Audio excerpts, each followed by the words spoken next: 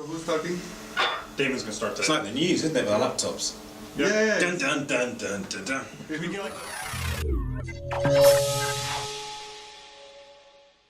Good morning, boys and girls. Welcome to Gibraltar and Breakfast with Ignite. This week we're going to cover a few topics. First of all, we're going to answer your questions from the last video. We decided we're going to change up the Q&A format for our videos. We're going to encourage you guys, please, to leave your questions for us in the comments, and then in the next video we'll have a follow-on answer session so that we're picking up your questions. If you're doing that, obviously hit subscribe, hit like, make sure that you're getting notifications of the next video straight to your inbox so that you are getting the answers that you want from Ignite. So we'll move on to that in a second. We'll give you a quick update, as we're doing every week at the minute, about the ongoing beta testing of the platform, how that's going. And then we will have Chris's topic of the week, which is quite a nice one this week. Actually, it's quite interesting. Diversifying your crypto portfolio. Does it work or does it not work?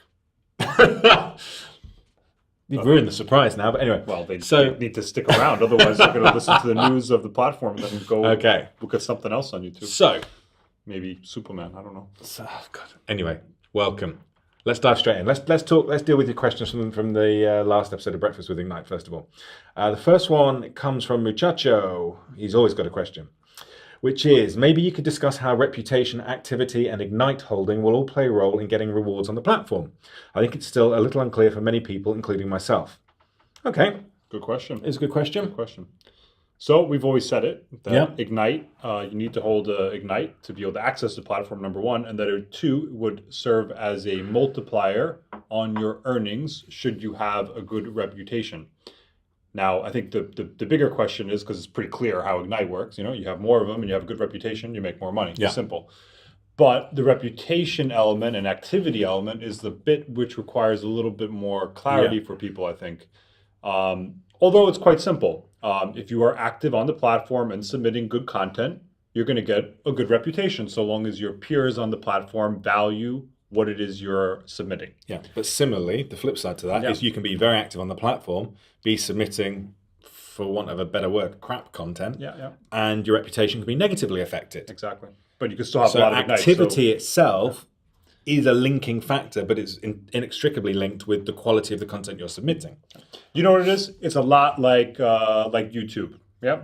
If Damon and I made really, really bad videos, we probably get no views. Which we don't. Which we don't get any views anyway, but we do make good videos. No, we don't make bad videos. No, we do make good videos, but we don't get a lot of views. Yeah. Smash up the likes. So imagine we made really bad videos, but we made like 5 of them a day. No one would watch our really bad videos and we wouldn't make any money from YouTube, would we? YouTube's not going to pay us for giving them lots of bad videos. But if we made one really, really, really good video, that video could get 10 million views and we can make a lot of money. Same coin, we could have made 5 really, really good videos that day and made even more money. Yeah. Right. So Ignite works pretty much the same way. If you give good content to Ignite, you will make money. Yeah. If you do not give good content to Ignite, doesn't matter how active you are, you probably won't make any money. Yeah. So think about what you're going to submit before you submit it. Make sure that it adds value to the community and make sure that it is appropriate. Yeah. And if you do that, you should have the appreciation of your peers, enjoy a very good reputation, and then the more Ignite you have, the more income you can make should those positions yield the profit. So just to round off this question then, just to add in one thing that we kind of missed in the explanation there, is that reputation determines influence. So you're, as in the real world, absolutely. If you're a respected individual, you tend to have more influence in the real world. So the more reputation you have, or the better reputation you have on the platform, the more influence you have when it comes to rating assets. And then alongside that, when a position is closed, the more influence you had during the life cycle of that trade helps determine how much of the pot you receive in terms of the rewards that are flowing back to those Hive members that rated that asset. So it's really quite simple. It's reputation equals influence. Influence has potential to influence a trade. Mm-hmm. And a trade, when it's closed, is then looked at holistically. We look at the life cycle of that trade and how much reputation you had within, how much influence you had within the pool of influence for that asset during its life cycle. There's lots of obviously complicated equations and sums that go on, and some of that's proprietary. But you know what? It's actually it's really as simple as that. It's really actually simple. Just submit quality content, you'll make money. should those positions be profitable? If we take a position, if we take a blah, blah, position. blah. Yeah. If we don't take a position in it and you save us from making a bad trade, that also helps your reputation, which will then enhance your gains. And hopefully cause you to earn more rewards elsewhere on the platform. Exactly. There we go. Exactly. So let's move on to the next question then. This is from Block Inquiry. A lot of people seem interested in knowing your marketing plan for platform release, so maybe you could give some details on what that will look like. Okay. Marketing is marketing. So marketing is important, and I think it's very good for us to distinguish what is a good marketing and what is, well, for lack of a better word, waste of money marketing. So let's talk about waste of money marketing because it's more fun to talk about wasting money. So waste of money marketing would be flashy banner ads that you pay like 10 cents a click, like Ignite, hottest new platform in crypto, #1 ICO ever, that type of stuff. We tried it in our own ICO, and I can tell you, we didn't see 1 cent from it. We just wasted a bunch of money marketing, all these banner ads. Press releases are a little bit better, Expensive. They're expensive, but they're a little bit better. It makes a little bit more awareness. Yeah. Tend to get a more of a quality reader, someone who actually will read the press release. So they're okay. But by far, the best marketing we've done is community engagement. Yeah, absolutely. Okay? So what is community engagement? And community engagement, or at least for us in the beginning, would be like us discussing our project on YouTube with someone who has a good YouTube channel, like we did with box mining. That was a really good bit of marketing that we did, and it resulted in our community growing because some of that community then joined our community. Yeah. So it's the greatest way to do it. So our marketing going forward is going to all be about getting people from other communities to join the Ignite community, expanding our community. So this is what we call user get user marketing. So you, the user, get more users for the platform. Yeah. It's pure referral marketing. It's how online communities are built and grow. You think about any online community you're a member of, a forum, Facebook. Chances are you heard about those products from word of mouth. I think you do have Facebook ads on TV now occasionally. I do see the odd one occasionally, but I think the first one I saw was only about a year ago or 2 years ago. When it grew, it was very simple. 10 years ago, or when I first joined, 10, 15 years ago, whenever it was, it was because someone told me about it. Yeah. Any forum I've ever been a member of, it's because I've myself have hit Google to try and find that forum based around my own interests, or because a friend said, "Oh, you've got this car, you should join this forum." It's classic user get user marketing. That is where we should spend our money. That is where we should expend our effort, and we should be rewarding you guys, our community, for helping to grow our community. So that is what we will do. But all of this is just one cog in a much bigger machine full of little cogs, which, as and when we pull the trigger on this, depends a lot on our platform development. It depends a lot on conversations we're having with exchanges. It depends a lot on conversations we're having with other B2B partners. You know what it comes down to is we're looking to get the biggest bang for the buck. Yeah. So. But it'll be an ongoing thing, though. Yeah. We're not just talking about a 2-week blitz and then that's it done. It's going to be an ongoing effort. We want to have the marketing continue to exponentially grow with the development of the platform and the project. Yeah. At the moment, we're very much in a closed beta mode with 100 plus people checking out the platform. Yeah. It's very much a situation where we need to get that done, get it live. We're trying to develop the software at the same time. And focus on that because we're not a huge team. No. We can't be spending all of our time, effort, marketing while we're trying to build and roll out something and stick to a timeline. And I think what some people probably don't appreciate is that this has started already. We're not waiting for this to happen. You had news last week of the Cornucopia airdrop. Mm-hmm. That's something that we've negotiated with that ICO. With the Cornucopia project for the purposes of helping to grow the Ignite community. We want people joining Ignite, buying Ignite X, joining the Ignite community because they're interested in Cornucopia, or vice versa. Exactly. We want our own community to join that community as well. So it's behooves both projects to do the airdrop. There are more airdrops in the pipeline. So this was a question I got just privately. It was like, hey, is there going to be more IGNT airdrops? Yes. There is more airdrops in the pipeline. It is something that we're suggesting with every ICO that wants to get involved on the Ignite platform, that they do an airdrop to our community. So buy some Ignite. Don't keep an Ignite X on an exchange because that's not going to get you an airdrop. Ignite will get you an airdrop. So keep involved in the platform, and you should have a real nice flow of money coming That's the aim anyway. No guarantees. This is not investment advice. Usual disclaimer. Blah blah Yeah, blah. all that stuff. Yeah. Theoretical. Check That box. actually feeds in very nicely to the last question. We do need to round off this section though, which is how will Ignite discern which ICO should be endorsed by Ignite aside from having to buy into Ignite? Is there a medium of qualifications? After all, Ignite itself is meant to separate the good, bad, and the ugly crypto, right? This is from J Rod. You wouldn't want to push any junky ICO on your Hive members by enticing us with airdrops, would you? Should Hive members have a say on what looks good and benefits Ignite as a whole? That's a very good point. Yeah, very, very good point. Yeah, so no. some junky ICO wants us to get involved with them and do airdrops to our community. We can't stop them from airdropping because if they want to airdrop, they can airdrop. It's public. This is the thing. They can do it. Yeah. That being said, we don't endorse any project. No. Period. I think we don't. Yeah, there's been a little bit of confusion, I think, with the Cornucopia project. We are, I guess, seen to be supporting them because they're a client. They're a B2B client of the Ignite project.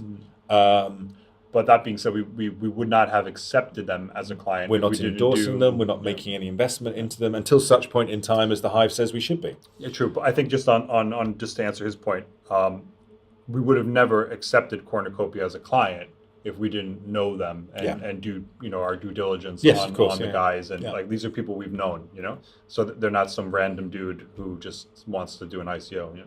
It's people that we've known for years. Yeah. So it's a slightly different situation, but it's still at the same time we're not endorsing it. No. We're not saying invest in this. We're just trying to make benefits of that available to our community as part of our B2B deal with them. That's it. Yeah. I don't know if we answered that sufficiently. I think we probably have actually. Apologies, the beer chiller kicked in halfway through there. We normally turn it off and we forgot. So I don't know how much the mic picked up then. I don't know if you could hear us or if you could just hear the beer chiller. But the beer needs to be cold for later. So what you going to do? Right, quick platform update. Yeah. We'll make this very quick. As you guys know, the new UI rolled out last week. It has been massively well received. So thank you for all your feedback on that. Thank you, Florin, and our devs for all your hard work on that. And Becky, our product manager, everyone. To get that rolled out within 3 weeks of the original launch was a big step up. It was huge. It was massive.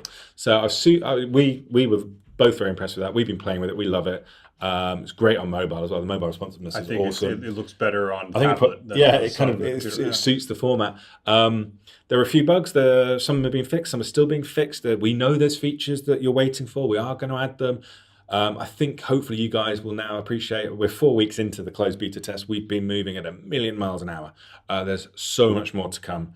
I'm super happy with the way things are progressing. Please, if you want to be a beta tester, as always, there's a link. It's in the description. Fill in the form. We're going to add some more beta testers today. So you'll probably receive an email later today saying you've been selected, telling you whether you've been selected. And if you have, I'm actually anticipating you being added tomorrow. So we were originally working on a weekly cycle. We're now going to be slightly more ad hoc as to when we add people in. The requirement is still officially 250 Ignite. As it is, between you and me, I've actually been lowering that a little bit. So if you are interested in being a beta tester, apply anyway. Even if you've not got 250 Ignite, who knows, you might be accepted if I'm feeling nice. Simple as that. And we probably will lower that threshold quite soon. I'd like to actually remove it altogether in the near future because I think the platform is stable enough that we can probably cope with it. But it is a test bed, it is a test platform. The server might fall over. So that's what it is. So that's our quick platform update. Chris's topic of the week. Topic of the week. Hold on, let me just pull up that news article on my handy computer here. So what we all want to talk about is diversification in crypto. Yep. So in the normal world of stocks and bonds and equities, if you talk to your investment advisor, what they will tell you is you need to diversify. You can't just have everything in Apple. You can't have everything in one share or so on and so forth. And so there's a number of ways you can achieve diversification. Right? So you could buy an index fund like SPY shares, for example, which gives you a slice of the S&P 500. There's a number of ways you could diversify, or you could just go and make your own portfolio and pick a bunch of stocks. But regardless, it is universally accepted that you must be diversified in the stock world. Why? Because, as we all know, some companies do really, really well, and other companies not so much. So what you want to do is counteract the really, really bad companies that you invested in with some really great ones that more or less should even out your portfolio and give you a And profit. you have factors like seasonality as well. People always Yeah, of say you course. should invest in an umbrella company at the same time as you're investing in a deck chair company. Yeah. So you need to cover sort of the wet weather and the sunny weather kind of. I mean, you could vibe. even do that by seasonally trading, but Yeah. regardless, you wouldn't, even if you're like, hey, I'm gonna, summer's coming, I'm gonna invest in the umbrella and umbrella company for the sun umbrellas, not the rain. The parasols, yeah, the right, parasols. Yeah. So if you're gonna invest in that company, for example, you do that probably in the spring, and then the summer numbers would come out and they'd sell tons of parasols, and then you'd probably want to sell it. Yeah. So you could do that, but what if the parasol stick breaks and impales some woman, and there was a big manufacturing defect and they go out of business? This is getting dark very, Yeah, very, but, very, but very it could quickly. happen, right? That company could have a massive lawsuit because they had a faulty umbrella or whatever, and they could go out of business. I don't even know what's happening right now. But anyway. Right? They Anyway, could, so- right? But they could. Something bad could happen, right? Yeah, true. So you need to be diversified. For that, exactly. There's numerous reasons to diversify. Exactly. Exactly. So that was just one silly example. Yeah, a good one. I liked it. Yeah, you said it was dark. Yeah, I like the dark side. What can I Well, say? anyway, so that could happen. Yeah. Well, what about crypto? So crypto, should you be in 50 different cryptos? Should you be in 5 different cryptos? Should you be in just one crypto? Well, last month, some guy decided he would make an experiment. And what his experiment was, but he bought the top 50 crypto. And his idea was, hey, you know what? Hopefully it works a lot like stocks and it balances out. So if the market, is functioning in a normal type way, I should be in a better position than I would have been if I took a lot of risk and stuck it in one asset. Turns out he was down 25%. Well, the market was also down 25%. So It's that linear, right? Okay. he had out of the 50 cryptos he invested in, he only had 4 which were above the price. So this is like the top 50 by Yeah, CoinMarketCap exactly, or like top something. 50 CoinMarketCap. Okay. Yeah. So he invested in top 50 CoinMarketCap, thinking that he should maybe be diversified and do better. But in Beat the reality, market, there was only 4 cryptos of those 50 that went up. So what does it tell you? Does it make more sense to just have Ethereum or just have Bitcoin because everything is so correlated in crypto, at least in that level? Because you always get these small coins that go from like $1 million market cap up to like 3 or something, and you could those are super risky. Like that's more ICO type trading, rather than like long-term trading. So what's the better call? Should you be super diversified in crypto, or maybe just hold 1 or 2? So this is really interesting, actually, because this was a question that we fielded a lot when we closed our crowd sale. People were saying, you've got the index sat there doing nothing. Why don't you just spread it across the top 50 and call it done, rather than leave it in ETH or leave it in BTC? I mean, for me, the only benefit of diversifying in at least at that level is simply to gain diversifications from projects that maybe fail. So the real question is at that level, are any of those projects going to fail? Maybe they're not going to fail outright, but maybe there's going to be some bad news, like they get hacked or something negative happens. Maybe they get SEC subpoena or something like that. So I think this guy had a good experiment, but at the same time, I do think there's a value in having a diversified portfolio.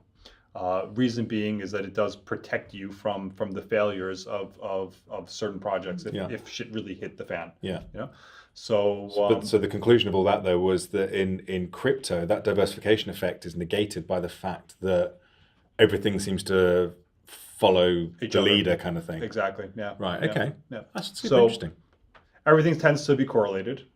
Correlated. That's what I was looking for. But I personally think that it makes sense to kind of spread your bag out a little bit, because you never know with some projects. You never know. I mean, Ethereum has a lot of inquiries at the moment. Bitcoin has scaling issues and things like that. So you never know. So maybe pick 5 or 6, but I don't think you need to pick 50. Is my sentiment there.